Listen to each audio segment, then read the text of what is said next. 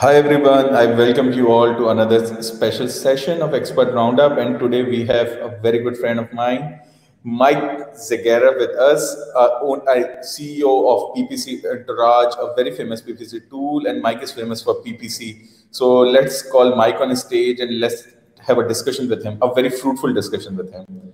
Hi Mike, how are you? Hey, I'm so glad to be here. Thanks for inviting me on. It was a pleasure having you here, actually, I would say. Yeah, I'm really pumped to be here. There's so much changing in the Amazon ad space and there's lots to talk about. So, like you said, let's have a fruitful discussion, and I hope to provide your listeners as much value as possible. Oh, thank you so much, Mike. So I would request, Mike, you to give your introduction to the community, what you do, how you started with Amazon, and how you precisely start with the PPC. So your journey, because PPC is, and what is one thing that took you to start with the PPC, because it's one of the most complex subject, right? It's a complete different science. So would love to listen to your journey. I would say a lot of it was dumb luck at the very beginning. So I'm a recovering physical therapist, meaning I did physical therapy for 10 years and I absolutely could not stand it. There was all of this paperwork and all of this, I had a business and it just was like a very challenging business. And then e-commerce came along and private label came along. And this was just the opportunity that I knew was a really good opportunity. So I started in 2015. And then with the advertising, I was able to scale my business using Amazon advertising. And from there, I was like, you know what? This is a great opportunity. If it worked for me, it could probably work for a lot of other sellers. However, it's very complicated. There's a lot of work you got to do, campaigns you got to create, systems you have to create. So that's why I built PPC Entourage. And then, I think we're known for our SOPs and our blueprints and our tools and things that can help sellers to create campaigns and to keep things simple. One thing that I want to tell everyone is I despise spreadsheets. I cannot take spreadsheets. I was in spreadsheets this weekend and I was like, how do people deal with this? So that's a different type of brain. If you're into bulk spreadsheets and bulk uploads, then go for it. There's ways to do advertising with that, and it's probably an amazing skill, but it's a skill that personally I don't want to learn because as a seller and as a business owner, I have so many other hats to wear. So that's really why I created PPC Entourage. I wanted to be able to do everything or most of the things you can do in a bulk spreadsheet, Excel file, but do it on a software so that it's quick, easy, simple to do. So you hate working on spreadsheets, and this is why you created PPC Entourage with everything so automated that it's a one-stop solution. You don't need to keep so many spreadsheets, and you don't have to handle it, right? But I have heard from other PPC experts from industry. Some of them, they love to work on spreadsheets. Some of them, they love to automate things so they can see things from a different perspective. Actually, they don't have to think manually. So you are one of this kind of person who love to automate things instead of opening 10 different spreadsheets and putting formulas over there. And this is how PPC Entourage help when it's come to automating, and you don't need to work on 10 different sheets at a time and putting formulas, arranging different cells and columns and rows. Oh, that's a great journey, actually. That's an amazing one. Yeah, and I believe that there's automation plays its role, and it's important to have automation, but it's also important to get really intimate with your data, go into the search term reports, find out what's working, what's not working during certain seasons, like really get into the nitty-gritty details. So it's important to know spreadsheets, but I don't want to have to learn Excel to do it. That's why we built Entourage. You can get that granularity, you can dig into your data, you can know what's going on, but you can do things quickly and easily without having to learn that skill. So that's my frustration and journey as a seller. And now, along the way as a seller, anytime there's a problem, for example, we had a problem where we were overcharged in FBA fees. And we were charged $50,000 extra in FBA fees. Oh, so now, that always helps as a tool provider to make tools that are going to help sellers to improve their business. So every time there's an issue with Amazon, we turn it into an opportunity to help sellers overcome that issue. And that's where. So PPC Entourage has been in game for quite a long time. So when did you find, like, when do you start with PPC Entourage? Because it's not it's not a company that we have heard of 1 year before. It's like it's been in market for like 2-3 years probably. It's one of the famous PPC tool, although. So what was the thinking behind starting with PPC Entourage? So one is like you don't like spreadsheet. This could be one reason you started with an Entourage. But what else, and how long you have been in Amazon space? Yeah, so 2015 is when I started selling on Amazon, and then 2016 is when I got the idea for PPC Entourage. It literally started on a piece of paper, and I called it the Power Wheel. This is what I called Entourage originally, and I drew it out, and it was like this spinning wheel where you set an automatic campaign and a manual campaign, and it spits out all the search terms, and you then take those search terms and you elevate them. And you have to go back in time. At that time, there was no tools that did any of that. It really escalating the search terms. So I was like, you know what? This is helping me scale my business. How can we turn this into a tool for a lot of sellers? And then once we built what we called the PPC Power Wheel, it wasn't just about expanding. We also wanted to help sellers to optimize. And then we started building out optimization features and everything else. So that was in 2016. And then honestly, I had no background whatsoever as a software developer. It was just an idea, and I hired someone. I hired the wrong person by far. I made a lot of mistakes, a lot of things I wish I had done differently that we're doing differently now. And, you know, that's the life of an entrepreneur. You know, you learn by those mistakes. So yeah, you always learn by the mistakes. And so this is how life works. You learn, you unlearn, then you learn, you relearn. So that's a cycle that goes with an entrepreneur. You learn and then relearn, unlearn. So I can completely relate to it, the mistakes that you have probably made in early days. So because you people are in PPC, specific to PPC since 2016, early 2016, and there were, at the time you started with PPC Entourage, there were probably none or like 1 or 2 different companies that have been into game. And in this 4 or 5 years journey, you people have like amazing clients and you people have amazing software. So right now, what services that PPC Entourage offer, the tool itself, do it include machine? So do you have machine learning and AI stuff in this PPC Entourage, or every other things is like manual? Or no, we're a unique breed. So basically, we have 3 offerings. We have PPC Entourage, we have the margins tool, which I could talk about as well, and we have our management services, which basically manages for sellers on their behalf. PPC Entourage, we are not a black box, like just set and forget type of tool. And we don't plan on going down that road where there's going to be AI or machine learning, mainly because there's a lot of complexity behind setting up campaigns and setting campaigns up the right way. So we're more involved with allowing sellers to create some automation, what we call rule-based automation based on best practices. So an autopilot that can basically optimize on your behalf based on rules. We have a bunch of different rules you can set up, but then also expand on your behalf, and you have a little bit more control as to what's actually going on compared to the AI. Now, there's benefits of the AI, but for sellers, I think, who want a little bit more hands-on, who really want to get in the nitty-gritty detail, but also have the automation aspect of it, that's what PPC Entourage is all about. And then we help to eliminate spreadsheets. That's our main claim to fame. So we want to give you the granularity of spreadsheets without having the detailed knowledge of Excel spreadsheets and all of that. So the combination of automation and reducing spreadsheets, and we have another sort of trick up our sleeves that we're coming out with very soon, based on the playbook series, which I'll give to all of your audience for free. Yeah, you have mentioned about the playbook series during our conversation. So have you done with the playbook series? Yeah, we finished the playbook series. I'm giving it away for free for the next month, and then we're gonna charge a small amount for it, so you guys can download it for free. Essentially, it's 29 different types of campaigns, and we teach you how to set it up step by step.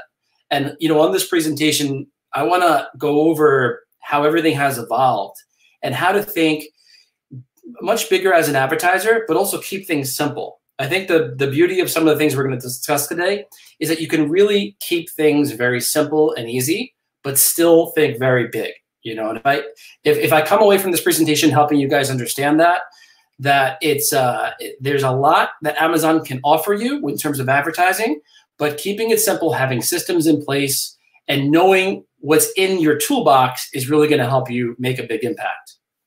Amazing, amazing, amazing, amazing.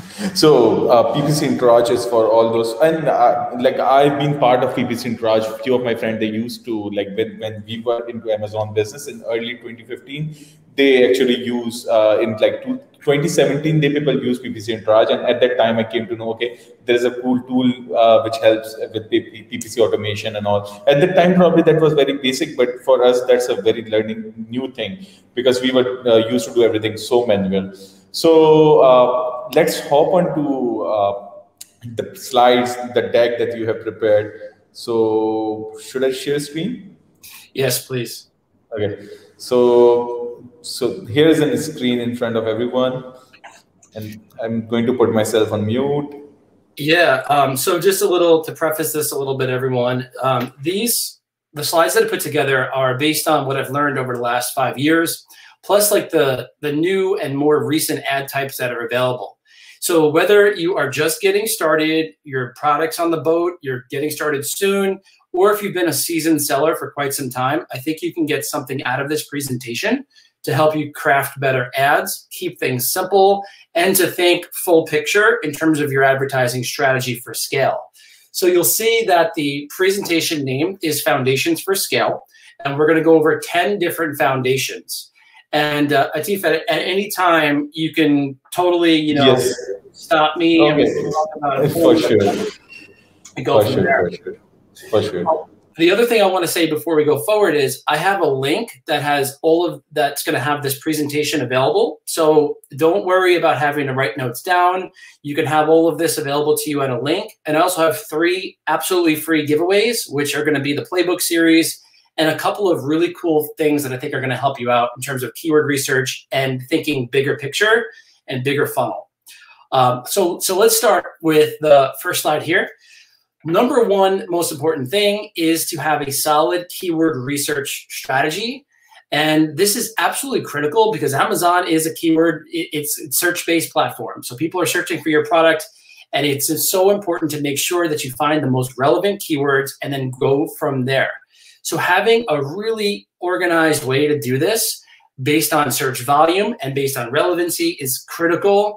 And if you don't have this as a tool, as a seller right now, make sure you spend a week or 2, or even less than that, but make sure you have the skill set to find the very best keywords and to do your keyword research, because this skill alone will go and take you a long way. You can improve your listing with this. You can have better, more dialed in advertising campaigns. You get to know your customer. You get to know what other products they're searching for, your best ASINs to target, all of this. And I'm going to give you guys a spreadsheet and show you guys how we do it on a regular basis. So next, you can organize those keywords based on opportunity and the purpose. So let's say you're just getting started and you're doing a launch campaign. Well, you may not want to launch after the most relevant keywords, just strictly because maybe they're too competitive. But if you knew that there's more longer tail that you could start targeting initially, then you can find those keywords and you can see where there's some opportunity. Also know what the purpose is. Sometimes keywords are not, you're not gonna really get a great connection if you're at the top of search because there's not a good match there. But you might get a sale if you're at the rest of search or on the product detail pages. So you have to know a little bit more about the keywords and know what the opportunities are and really do your keyword research. And I'll show you something in a second.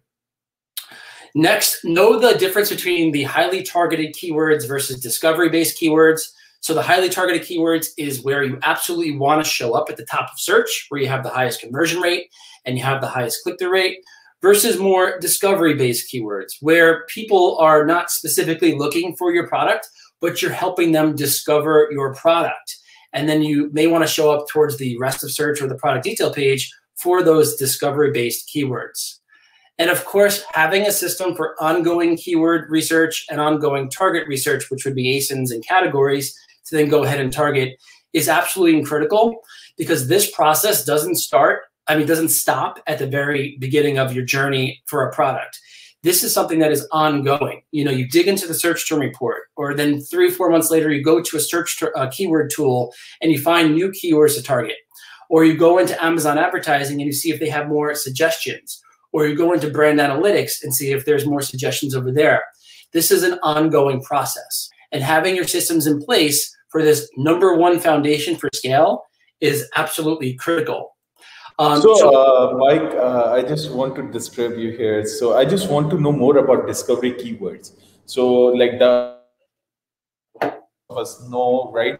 When we do our keyword research, we have this top keywords that we really want to be like showed against all this keyword. But how we cover discovery keywords? Yeah, so discovery keywords, first off, there's a couple different types. Some are like considered browse-based keywords. So for example, if I'm selling a cat litter mat, which is the example I give over here, that's a very specific product. I would want to target cat litter mat and be at the very top of search to get those very highly relevant keywords. But if somebody's looking for cat accessories or browsing cat-related products, or even like cat toys, where there's a little bit more of a disconnect between what you're selling, but it's still the same audience, now I'm helping them discover my product. Now you may be saying, well, there's probably not going to be a good connection there and the ACoS is going to be too high, but you can always start with a lower bid and you can adjust the bid to see if it's going to be within your profitable range or ACoS target range. So that's what I mean by discovery, knowing your audience and helping them to discover your product so long that it's within your ACoS targets. Yes, perfect. Because that's a term that haven't been discussed so openly. People usually don't talk on this discovery keywords, and that's something new for me as well. So amazing, thank you. Yeah, and so check this out. This is how we look at our keyword research, and I'm going to provide a link for this. Essentially, what this does is it finds the most relevant keywords. You can use a tool like Helium 10 or Zagare. I use Zagare to do this, but it doesn't matter as long as you have a good keyword research tool. Essentially, what this is doing is it's doing a reverse ASIN across multiple ASINs, and then it's combining to find the best keywords that are the most relevant with the highest search volume. And then what I did over here was I wanted to make sure that it's showing up in brand analytics. And the top keywords are showing up in brand analytics, but as you go down, you're going to see that there's other opportunities that don't show up in brand analytics, but they still have high search volume and they still have they're very relevant. Now this section over here, this means that your competitors are going after this keyword. So the higher number of competitors, that means it's hyper relevant. As this number goes down, that could mean that either one, the keyword is not as relevant, or there's less competition, so there's more opportunity. And that's how we like to gauge all of these different launches and to see where we have opportunity. Is our product competitive? Then we can go after these more competitive keywords. Is our product new? Then we might want to go after some really relevant keywords initially that are not as competitive. And we can do that when we compare ourselves to other ASINs. All right, so this isn't a hard process, but it's a skill set that I think every Amazon seller can dial in and can really up their game quite a bit just by getting the system down. Oh, perfect. So like the placement and the selection of keyword is completely depend on the product itself and how competitive it is or how new it is. So all this thing has been like, and you have perfectly said, that's not something which is hard to do, but it do need a skill set. You need to be very good when you are working on PPC and when you're especially selecting keywords to rank and like to rank on a sponsored ads. Like skill set is one of the most important thing in PPC. And like you need to be consistent actually. You need to be experimental. You need to experiment things, right? Yeah, well, there's so many things. You need patience, you need to experiment, you need to do, you have to have a good awareness of your budget to make sure that you're not blowing through your budget or trying too many things too fast. I see sellers make that mistake where they'll take, 80 of these keywords initially and do it all at once. And they're not getting a lot of spend for each one of them. And they're not really getting the data they need to know if the keyword is matching or not, or producing results or not. So like all of that plays into it. But like you said, patience, trial and error, testing things out, but most importantly, knowing and the targets to go after is a skill I think is worth your investment in time. And you know what?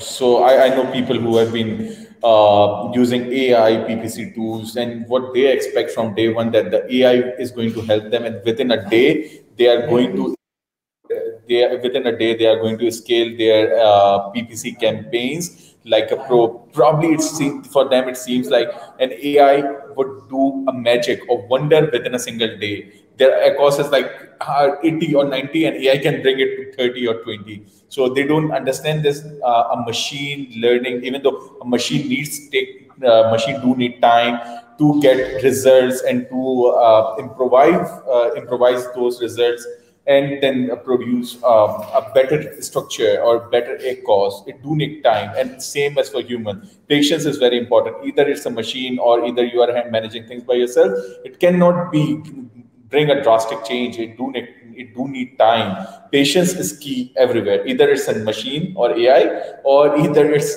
manually you are managing your own PPC. It do take time, and I was amazed by how quick can an AI work. Like they think because AI is an artificial, that they have seen Iron Man and they think everything will go super fast actually.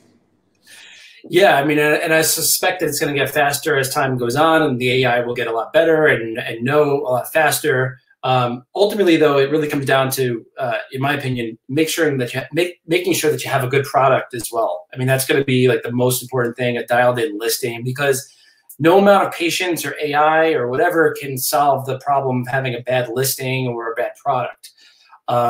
So, I mean, we'll talk a little bit more about that in a minute. But I agree, man. Patience is probably the biggest skill. I'm still learning patience like crazy. It's such an important skill, playing the long game and playing it smart. Perfectly said. All right. So foundation for scale number 2 is solid listing, which just kind of talked about a little bit, and SEO. So this is something we see with a lot of sellers. They don't have their back-end search terms dialed in.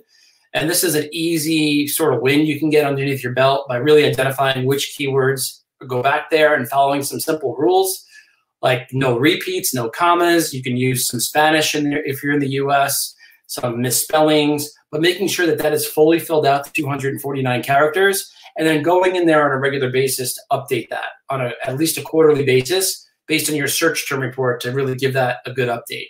That is a quick and easy win. And if you could put that into your routine, you could definitely do a lot better with your SEO.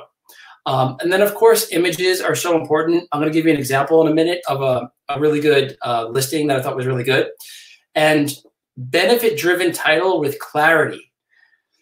You got to remember that people are on there looking for a product, and they don't. You have to make it easy for them to know what you're selling through a really good image and a really good title. So the first question that people are going to ask is, what is this? And then they're going to ask, is this right for me? But they need to know what it is. And in order for them to know what it is, there has to be clarity. Now, we went on our website, PPC Entourage, like 6 months ago, and I asked myself, do people know what PPC Entourage is by looking at our site? And it didn't have the clarity. And we worked specifically on clarity. And this is universally applicable to any business, and specifically on Amazon. Shoppers need to know what it is you sell. I'm going to give you an example in a second, but then also scannable bullet points and a compelling offer. So here's an example. I love this brand. I don't take Melatonin, but I refer to this brand often because they do a great job with their storefront, and they seem to be really on top of their Amazon game. But look at this clarity, and I actually think they could do a little bit better with their title. But Natural Melatonin Fast Dissolve Tablets. Now here's the benefits. Help you fall asleep faster. So most people are going to see that. They're going to see Natural Melatonin Fast Dissolve Tablets, so they know what it is. And the main benefit, helps you fall asleep faster. Now, I think they could put some dashes in there to break it up a little bit so that it's not like a big block of text. But the point is, you have what it is and how it can help you, the main benefit, right off the start. And then you have some keywords to help with ranking. You know, fall asleep faster, stay asleep longer, easy to take, dissolve in mouth, faster absorption, maximum strength, strawberry flavor, and all of that. So Atif, anything to say on there? On that? Okay, like honestly, if I say personally, I'm not a kind of person uh, who would definitely like this one. Probably, I think there are some elements missing in it. But with this title, the people have clearly mentioned the product attributes in a very first line after sharing a brand name that's from Netrol, or it's a melatonin, which helps sleeping, a better sleep, actually, I would say. But what I have noticed throughout this page, the things that they have mentioned on their title has been written on their product image as well. Fall asleep faster, stay asleep longer. Oh, so I don't know what to say about this title, but honestly, probably I can craft it way better. I think they have added so many things in one single title. Yeah, I think the what I wanted to point out over here is that it speaks to a benefit. This is one of the first times I've seen a benefit. I think the title can be rewritten a lot better, but it says what it is and the benefit of what it actually is. So it gives you the clarity. Other than that, I think there's better structure to the title, and I think they did a better job with some of the bullet points, which is very simple, like get better sleep, 100% drug free, better overall health. This is a scannable bullet point where you can go down and you can see what it is and see the benefits right away. And then I also really liked their enhanced brand content. This is good. Check this out. It's actually providing value on their. This is amazing. I do have supplement brands, and I never think of this way. This is way cool, actually, I would say. The way they have illustrated, actually, they have illustrated, and probably this is for the very first time I am seeing EBC with an illustration. They have put an illustration instead of putting a regular picture that most of the sellers put. They haven't put a person running or sleeping on a bed, and what they did, it's mind blowing, amazing. Yeah, check this out. Steps to healthier sleep. I mean, this is providing value even before they purchase the product. So, like, anyone can do this on their enhanced brand content, their A+ content. When I saw this, I was like, man, other than their title of maybe needing some improvements, this listing is really knocking out of the park. I can guarantee you their conversion rate is probably much higher as a result of this. So guys, take a look at this and take some notes. So in one single listing, they have almost everything. So there is so much clarity with their images, with their description. Although a title is little messy, because they have included so many things, they have included so many benefits. But from a very first line, you can say, okay, this product helps for a better sleep, and this is the same thing that comes in a visual. And when someone is using on mobile, then they will see the first line, and there would be an image appearing, and they can relate to it. Okay, on image on a bottle, they have mentioned similar thing which is on a title. That's a cool thing, actually. And with this color scheme, they have a similar color scheme to their bottle on their EBC. This looks cool, actually. A very different perspective of seeing things. And most of the sellers, they don't think probably that much out of the box, and their reviews are amazing as well. Like they do have 28,000 reviews on their listing, which is pretty much cool. Yeah, maybe that's why they can afford to have a not the best title, like this. I think the average seller needs to have better keywords in here and have it.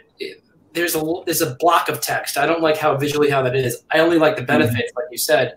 But this here, I think, can be applicable to many different sellers to make it benefit driven, and then to overcome some of the questions, like what is melatonin? Like answer the basic questions in the listing to help people overcome any kind of obstacles they may have. And then the law of reciprocity: if you give, they're more likely to purchase your product, and that's just the universal. That's the universal life principle. If you give, they'll give back. So I love this listing. Even though I loved it, I just after this session, I just have to go to their listing, and I just have to reevaluate this listing for sure to help my business as well. Awesome. So after you have a solid listing, let's hope it's as good as the Natrol. The next thing is to have a really simple PPC structure. So I like to keep things very simple. And in order to scale, it's important to have a really good naming structure. How many times do you go into your advertising console and you see a name of a campaign and you're like, what did I do here? What is this all about? Where does this fit in? And oftentimes it's a campaign. Maybe you had an idea and you made it really fast and now it's there. Maybe it's doing okay, but it's just kind of sitting there. And I can almost guarantee you if that's the case, you're going to be losing money, but also losing the clarity and it's going to be mentally draining. So having a solid campaign naming structure is absolutely critical to keeping your systems in check. And in the playbook series, I'll show you the naming structure that we use, and I'll give you the free download for that. But the next thing is to take advantage of match types. So match types is an awesome concept because it allows you to connect to different audiences. If you want to use exact match, you're essentially saying, I want to connect to this exact audience for this exact keyword. If you want to use phrase, you're going after a relevant audience, and you're going after that root in that phrase keyword. If you want to go after broad, you're going after a slightly broader reach. But the point is using all three match types based on the goal of the campaign is absolutely critical. So understanding match types is even more important. For example, yeah. So then you can continue. Then I will add something because I heard so many people they specifically working on two match types only, and they avoid usually they avoid phrase. They work on exact and they work on broad or phrase, or they usually avoid one match type because they think and they think that we have said you can take advantage of all three match types in one go, instead of only working on two. And I heard most of the sellers, they only say, okay, it's broad and very expensive, we need to work on only exact and phrase. So you can provide here how they can get maximum benefit out of all these three mesh type. Yeah, so first off, if you go to our blog, you can see how all three match types perform with respect to ACoS and click-through rate and conversion rate, and also the ad spend per order. So the amount of also the impressions of the amount it costs per 1,000 impressions, all of that. So think about it this way: if you're not using broad match on average, it only costs $2 to get 1,000 impressions. And I know what you're saying. Those impressions are probably all over the place. They're on product detail pages. They might be on the rest of searches. However, how do you know that those impressions are not playing on the mind of the shoppers to give them the visibility to your product so that later on down the line, when they're thinking of your product, they purchase your product? So think of it this way. It takes on average five days for an Amazon shopper to purchase your product, up to 30 different touch points. And if you're not taking advantage of the broad match or the phrase match to get some of those touch points so that you show up in various locations, and now you can show up on Amazon and off of Amazon, then you may be missing out on sales, so that when people go to look for your product specifically, they may not be ready to purchase your product. They may purchase your competitor's product as well. So this is like getting those touch points and thinking a bigger game. Now, that means you have to have a budget for that. I'm not saying if you only have $100 a day to blow it all on broad match, because that's not the best way to do it. But maybe $20 a day can go towards broad match. So you get that visibility, and you're also testing. You're getting the data from the search term reports, and you're getting those touch points. And then maybe 80% of your day goes towards those more targeted keywords that you know work really well, that convert, and that you want to compete for. So I think if you're not using all three match types, you're missing out. Perfectly said. Perfectly said. So because when you are in that experimental phase, you need to try with things. Instead of going so high on one single thing, they can try with like $20 for broad instead of putting $100 on it. Because although this is what I think, if Amazon has something in their systems, this is for like seller set, right? You can get something out of it, probably something that's not too beneficial, but you get something which you can use for your own benefits or for your own greater goods. So it's like running abroad would definitely get you some keywords that can help you in getting more sales or getting your more conversion. Yeah, and there's some general rules as well, though. Like broad on sponsored brand ads is not, it's too broad. So there's a difference between sponsored product ads and sponsored brand ads. We don't run broad match on sponsored brand ads. Just want to put that out there because we've dug into the search term reports and found that it's a little bit too wide of a net and it leads to a higher ACoS. So when I mean broad match, I really mean modified broad match, which is what they use inside of sponsored product ads. All you have to do is just type broad and just use broad and you'll be good to go. Just wanted to tell you guys that. Also, so taking advantage of the bidding types is really important as well. There's fixed bidding, dynamic down only, and the dynamic up and down. Typically, we use dynamic down, and we use fixed bids for the launch campaigns or rank campaigns where we really want to get to the top of search and we have a little bit more control. So that gives us the most amount of control, which is the fixed bidding, and also using a modifier combined with the fixed bidding to get that advantage. But the point is, using all three to your advantage is super important. Now, the dynamic up and down can be used, but cautiously, because this is going to increase your bid up to 100%. So you have to make sure that you only use this on campaigns where you know your product really well, where you know your campaigns really well, where Amazon has some history of that campaign, so they know what your conversion rate is, because they will raise your bid up to 100% based on the likelihood of a conversion. So you really have to use your best campaigns here and then test this. We don't use it very often. So I want to tell you guys that as well. Thank you for adding this, actually. Yeah. So this is I'm going to give you guys the link right here. It says ppcentourage.com/links. This is the playbook series. And if you're confused about when to use the match types and when to use the bidding types, what we did is we identified 28 different campaigns and the reason behind that campaign. Is it a rank campaign? Is it a research campaign? Across all three ad types: sponsored product, sponsored brand, sponsored display. And then for each campaign, we go into the different settings and tell you, based on our experience, which settings to use, which match type to use. So it takes a lot of the stress out of creating your campaigns, but it'll also give you some ideas as to how to fill out your funnel. Right? Because the days of just setting up an auto campaign, manual campaign, and thinking you're all good, your competition's just gonna pass you by. There's now so many types of great campaigns you can set up, but we want to still make sure that it's simple and easy to follow. So go ahead and you can follow this and get this absolutely for free at this link. So next, this is super important.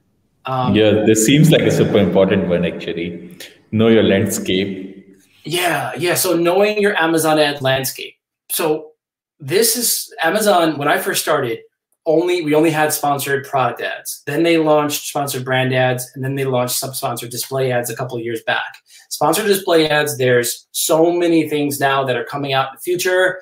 It's evolving. It's going to really turn into almost like a DSP for sellers. Demand side platform. However, it's important to just go through Amazon and know what all the different ads are so that you know what you're targeting when you're making your ads. And this is maybe an hour-long exercise or less that you can do and maybe freshen up every couple of days or every couple of weeks or months or so and just get an idea as to what you're actually targeting. So, Atif, if it's okay, I'm going to go through Amazon real quick and just go through that. Yeah. It's perfect, actually. All right. Give me a keyword or a product idea that you like. And anything that comes to your mind, Atif? All right. Well, I will go through apple cider vinegar gummies, probably. I would say. Apple cider vinegar gummies. Oh, ACVG. Apple cider vinegar gummies. Yeah. I just took apple cider vinegar, not the gummies though. All right, so apple cider vinegar gummies. All right, so wow, this is slow. Hang tight, guys. Sometimes it gets too slow. I've never had that on Amazon not show up. Okay. Let me hang tight, everyone. I apologize about that. Seems like Amazon is being very slow today. Huh, this is so weird.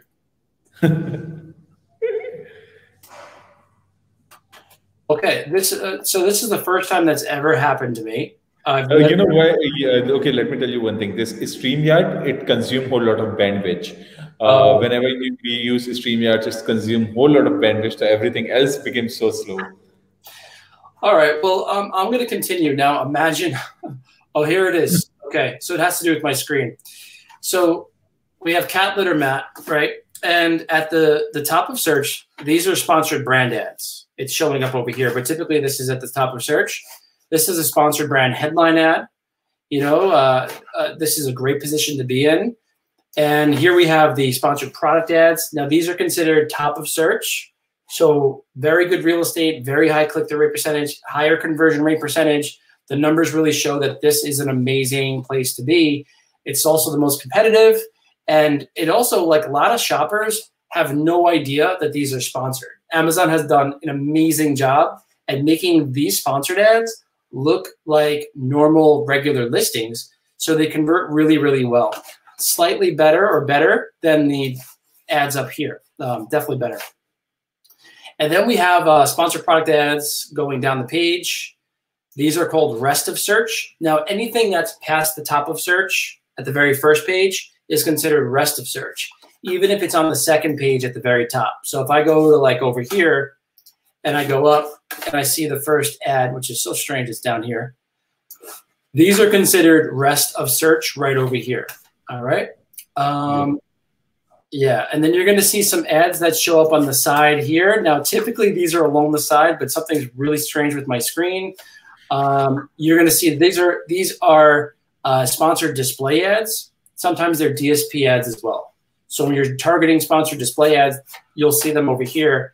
But what I really like about sponsored display ads is that they show up in premium locations on the listing.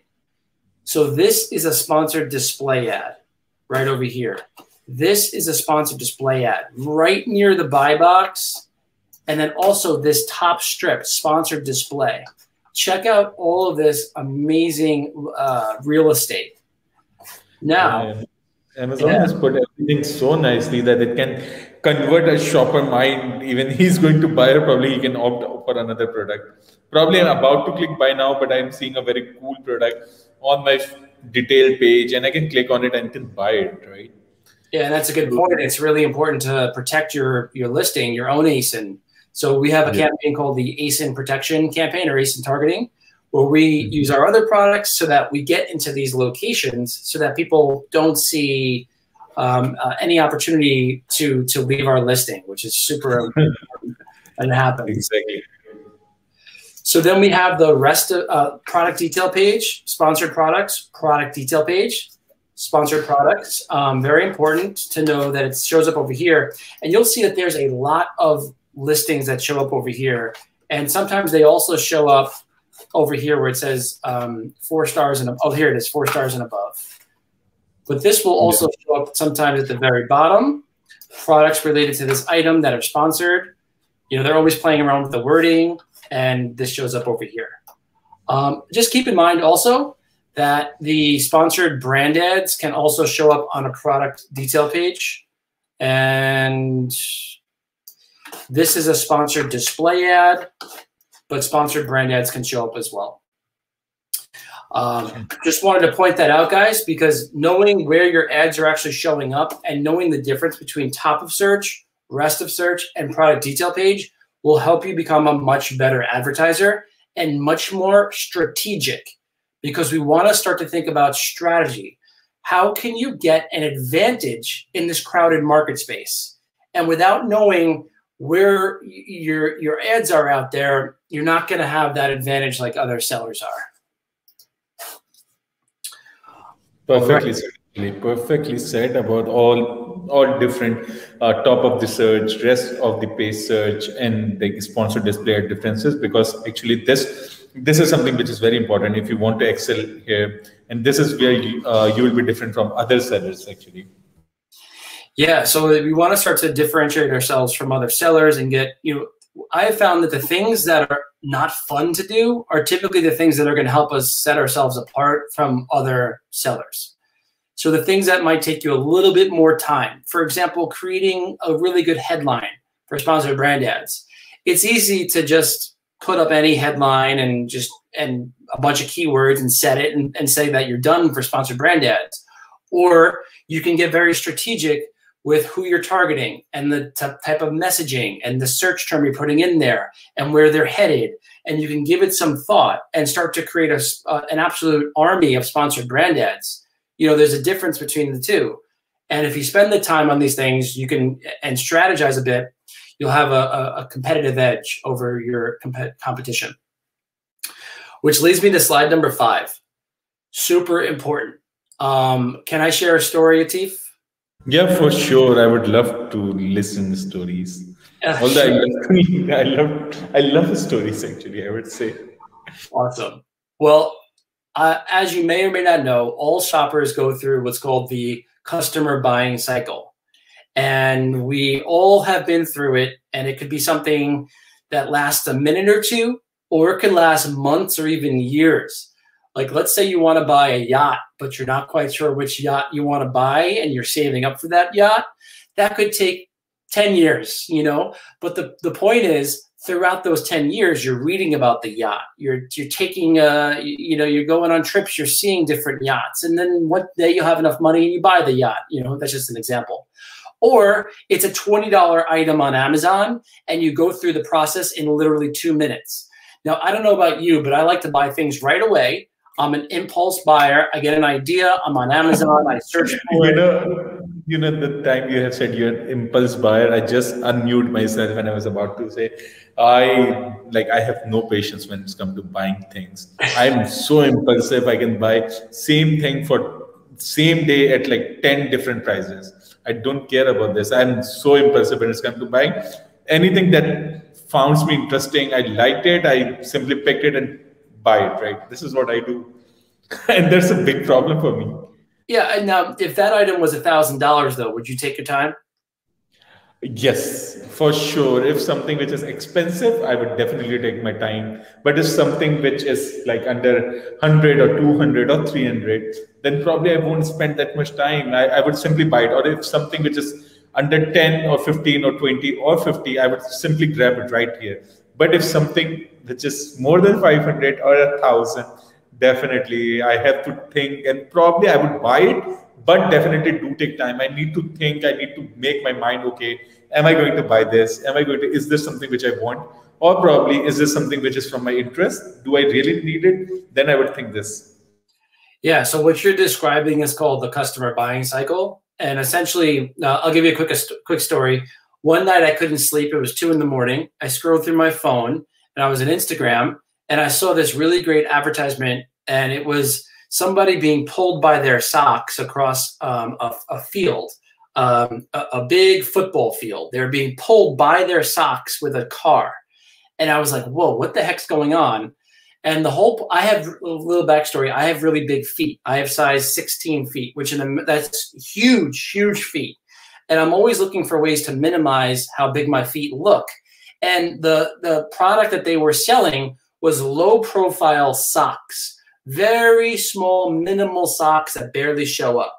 So the point is, they served this ad to me, somebody who has really big feet, who's always trying to make my feet look smaller just because they really stand out. I see this ad for this guy getting pulled across the football field by his socks, and it captures my attention. Right there, I am in the discovery phase of the customer buying cycle. It is something new to me. I didn't know it existed.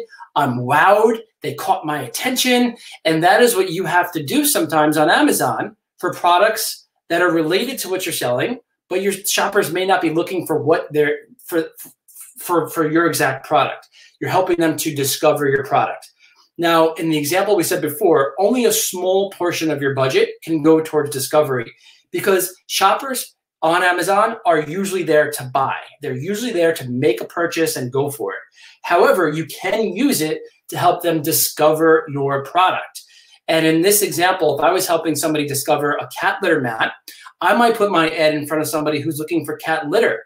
And if they're browsing through cat litter and they see a cat litter mat, well, now they know they can solve the problem of litter all over their floor because they've seen my ad and because I thought strategically about helping them discover my product. So that's the discovery phase. people go through that. Then they go through the consideration phase where they compare your product to other products to see if it's the best fit for them. Now, when I was watching the video, I was watching this ad, which was 2 minutes long, and they started telling me why the other products are terrible. They slip off your feet. They make your feet sweat. They're cheap, low-grade material. And I'm like, wow, you know, this really is the very best low-profile sock that I can buy. So they brought me through the consideration phase, and they eliminated any doubt about whether or not this was the best product for me. And the example when you're doing this on Amazon is sometimes it takes multiple touch points.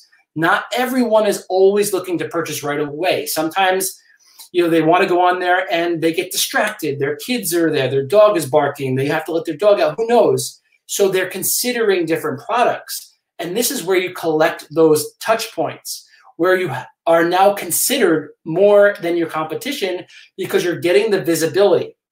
And by the way, the beautiful thing about Amazon advertising is that for certain ads, like video ads, you don't have to pay unless somebody clicks on your ad. So you're getting that consideration, the visibility, the impressions, the touch points without even having to pay for it. The same with sponsored brand ads. It's a cost per click. So what an amazing model, because we're only paying if someone's pretty much has a higher intent to purchase our product. So keep that in mind. Consideration touch points. It takes multiple touch points for some seller, from some shoppers to purchase your product. Then they brought me through the decision phase, the buy now, the clarity, the offer. The offer was solid.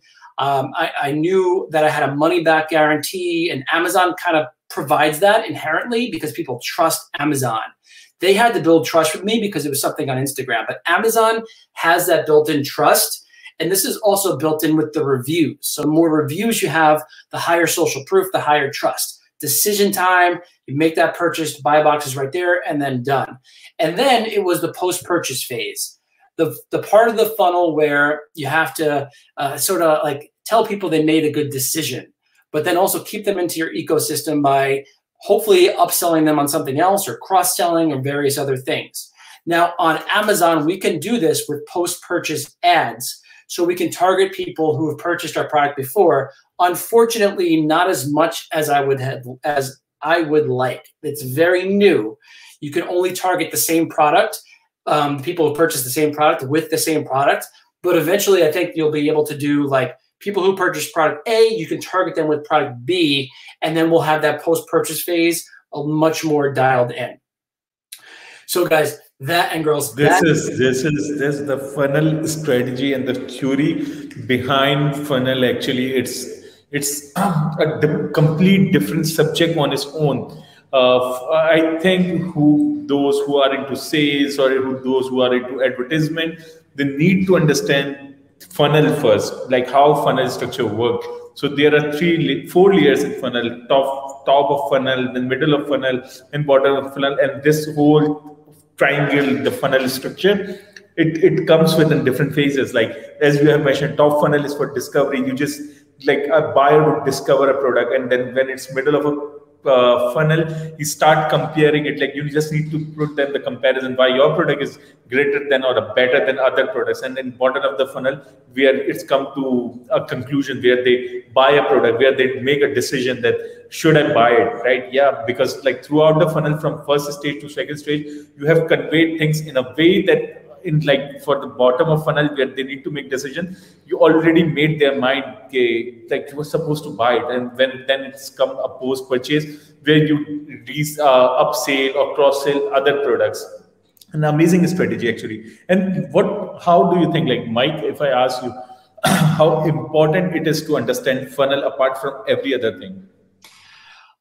It's absolutely in super important, because as Amazon has evolved, the need for the funnel and understanding the funnel has become very apparent. I remember when the light bulb went off, the switch went off in my mind. I was going through Amazon's training. They have like the advertising training, and I'm like, oh, that's what they're going for here. Oh, that's why they're making this type of ad. Oh, and you can combine that with different audiences. And you start to realize that, yeah, this is just traditional advertising, but at first It was just create a manual campaign and an auto campaign. You know, it wasn't really developed.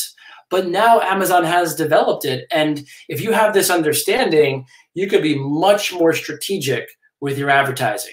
You can start to think, well, how can I help people discover my product?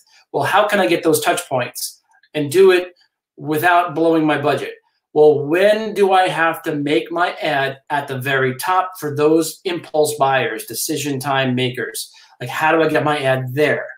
And then also, how do I keep people aware of my product line and keep them in my ecosystem so they come back and purchase again and again?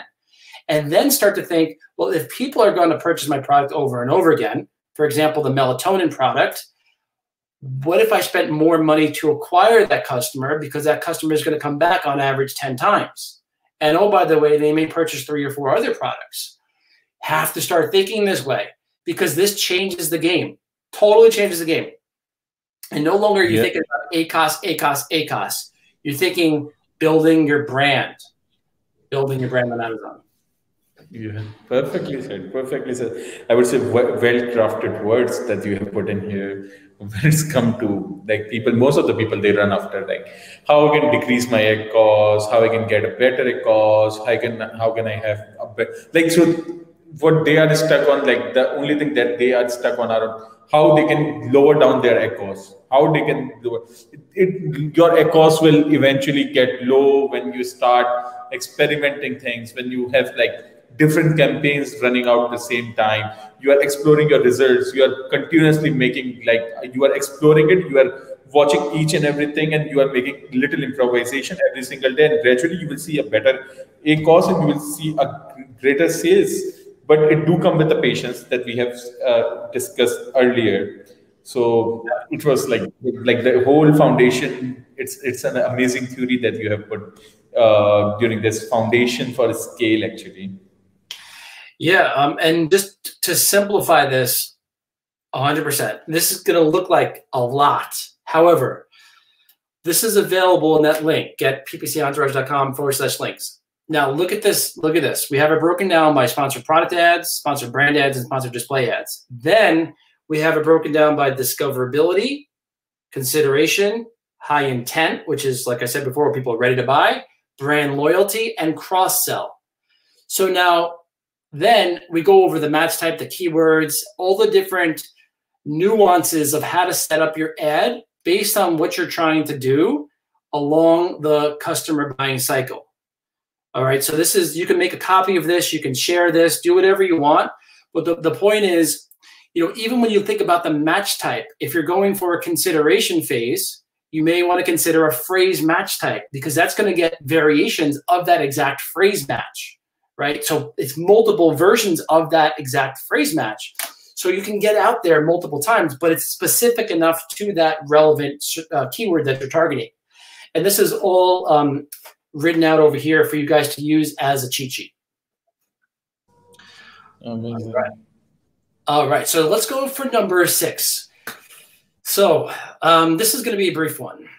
Basically, having a purpose and a target for each campaign is really important. So, for example, if you're ranking or going for a rank or a launch, you're probably going to have a higher ACOS, but you want to make sure you set a certain budget for that, right? If you're launching a product and you don't set a budget, you can blow through a lot of money very quickly. If you don't have an ACOS target. And, Mike, sorry to cut you here, but when someone is setting up for a rank or launch campaign and they are going to get a higher cost, but what should be the parameter to set initial budget for PPC? Like if you want to start with the PPC for a new product launch, then how someone can calculate a budget actually? So. Yeah, it really depends. A couple things. How many units do you have in stock? You want to make sure that you don't blow out all of your units right away. Make sure that you have enough in stock ready for any kind of rank that you're going to get. Like that's an important thing is, gosh, it's happened to me so many times where I've advertised and then run out of stock. It's not a good thing to have happen. So if you're just getting started, you know, we have a strategy where we compare whether or not a keyword is too competitive initially because there's too many reviews, and we'll go after some other opportunities first, and we'll rank for that. The key with a launch campaign is to make sure Amazon knows what you're selling. So you want to target relevant keywords, exact match, fixed bid, but also relevant ASINs for a product targeting campaign, and do that as well simultaneously. Tell Amazon what you're selling. Expect to have a higher ACOS. You're not going to have a solid ACOS most of the time. It happens, but most of the time right from the very beginning, because you don't have the social proof. Now, you can use a coupon to help overcome that. You know, maybe do $1 or $2 off or whatever, 10% off. That can help overcome some of that higher ACOS. But when it comes to setting your budget, Atif, it really depends. It depends on the strategy that you're trying to get across. If you're just trying to get indexed for a certain group of keywords, then you want to set a certain budget for that. But if you're trying to get rank for a specific keyword and trying to get to the very top and get super aggressive with that, then you have to see how many sales per day come in from that keyword. And then you have to say, okay, well, on average, it's going to take maybe 7 clicks to get a sale. That's the average. Then the cost per click is $1.50. So I know that it's going to cost me to get up there. It's going to cost me $15 per sale. Now, if I know that calculation, then I can start to have a budget for this. And then I can outweigh the cost of that with the cost of that, and then hopefully start to get organic visibility, and the costs will start to sort of balance out a little bit. So I know that was kind of a long-winded answer, but the point is... That's a very clear answer, I would say. Yeah. The things that you have mentioned, it's actually, although it's a long-ended answer, but it's a very clear one. You do have a perspective within this answer. So how one should calculate a budget for like PPC when they are launching a product. So they have to explore things out. Perfectly said. Oh, hello? Yes, I'm here. Okay, lost you for a second. Mm-hmm. Okay, no worries. So we can hop onto other discovery research. Yeah. I think your audio is going out, Atif. I don't know. Yeah, I'm here. Yeah, you can hear me, right? Now I can. Yeah, now I can. Yeah. We can continue with other one. I'm here. Okay, yeah. So the next, like we talked about before, discovery-based campaigns, research campaign. This might be a higher ACOS, but of course you want to set your budget. Having a brand protection campaign, this is going to be a lower ACOS typically. You want to uncap your budget because you want to get as many sales as possible. Basically, the point of this slide is to be very strategic about the purpose of each campaign, where it fits into the buying cycle, knowing what your ACOS targets are going to be, because they're going to be different for each campaign, and also knowing, what the budget is for that campaign, and not getting lost in like spending too much budget in one campaign and not having enough for another. So super important and very different for every seller in every situation. And if you want to know more about that, you can download the link here. I put this again. All right. Next, foundation for scale. And this one's very simple. Start to gather and collect your assets. So by assets, I mean amazing images. So you can use these images in your advertising. Great videos. Any time of these videos can now be used in your advertising. Testimonials, you can put some of those in slides and in your images and all of that. So gather all of this, get to understand what the customers are actually saying. And also any kind of accolades.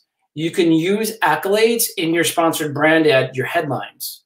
As long as you can back it up and you put the evidence in your listing, you can put it at the very bottom of the footer section of your listing. You can speak about your accolades, like award, some kind of award that you've won or certification that you have or whatever that you have that's different from your competition. Gather your assets because your assets are going to be used for creative, and being more creative than your competition is a good thing. All right, so here's an example. Fun example. I was like, man, these video ads are starting to step up. So, This is a cowboy cat. The whole scene was fantastic, but it caught my attention. This is that discovery. I was like, wow, this is great.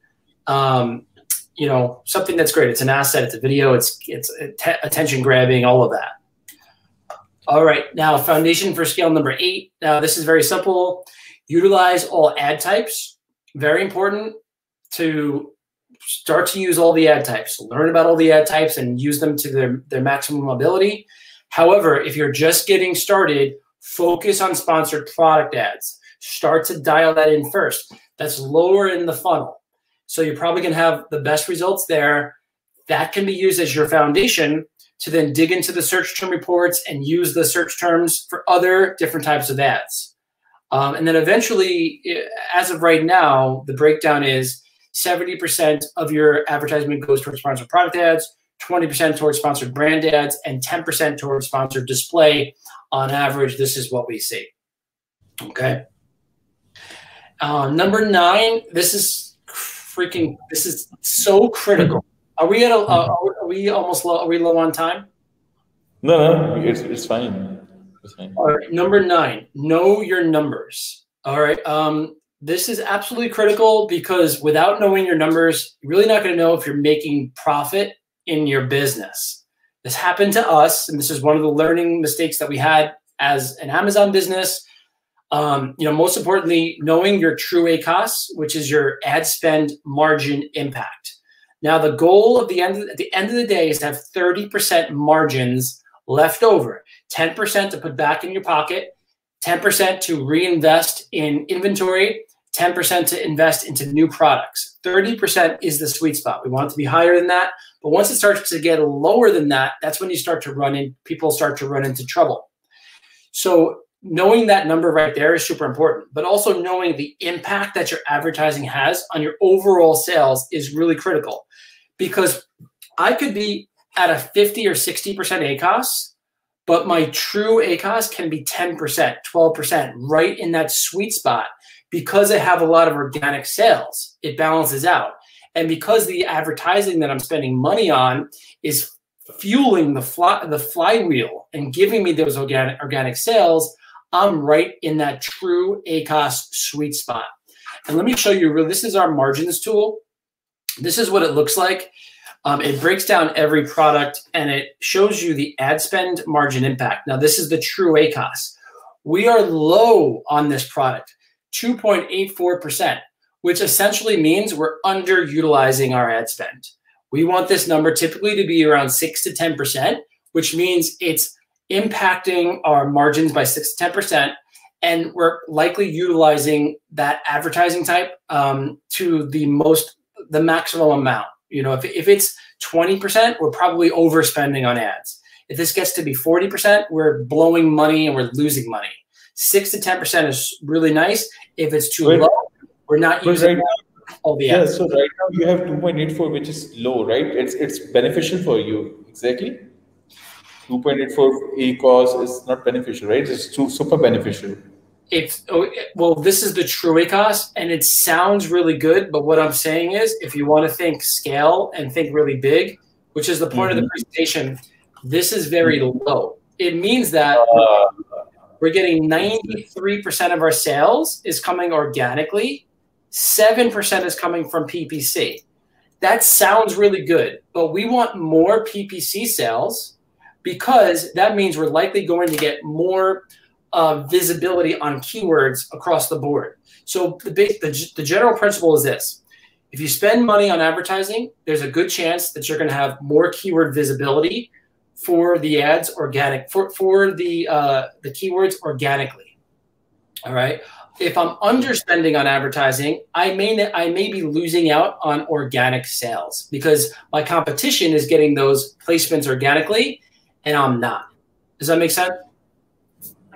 Truly, it do make sense. Like it's do make truly sense actually, and that's a different perspective actually. So most of the people, they run after ACoS and they want 4% ACoS, but they left with this thing. Okay, if their ACoS is too low, with like their true ACoS is like 2.84 or 3 or 4%, then they're missing something out, which is like extra PPC sales.